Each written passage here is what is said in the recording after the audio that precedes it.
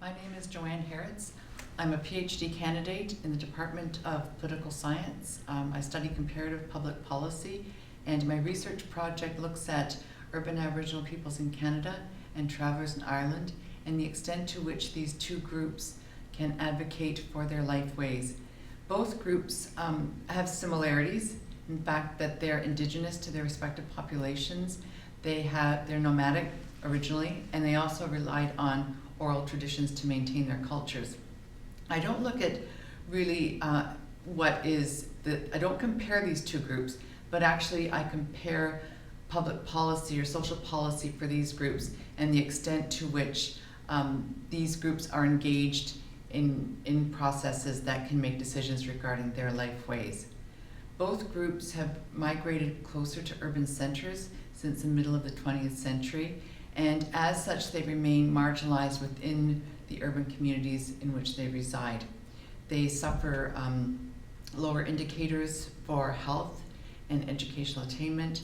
They sometimes have higher rates of incarceration. They suffer disproportionately from suicides, and they have higher disabilities than the general population.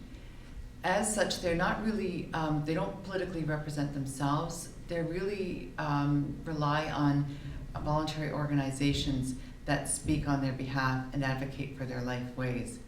And my research looks at to what extent are these organizations engaged in social policy processes, and to what degree does government pay attention to these groups and allow them to advocate for their lifeways. My preliminary findings indicate that there are some things that are going on in urban centers. For example, in the province of Ontario, the Urban Aboriginal Strategy has helped to coordinate to some degree what's going on with voluntary organizations locally and provincially.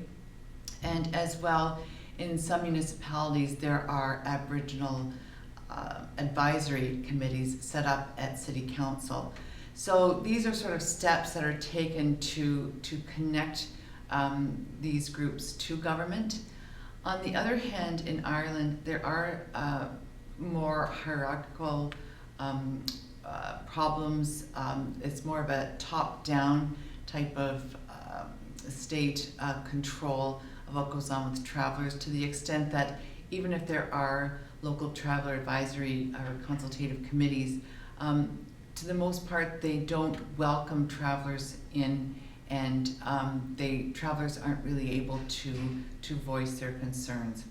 So it looks as though there's a little bit of learning that's going on between the two groups. Right now it looks as though things are moving towards a greater role for urban Aboriginal peoples within urban centres than it is for travellers in Ireland. Thank you.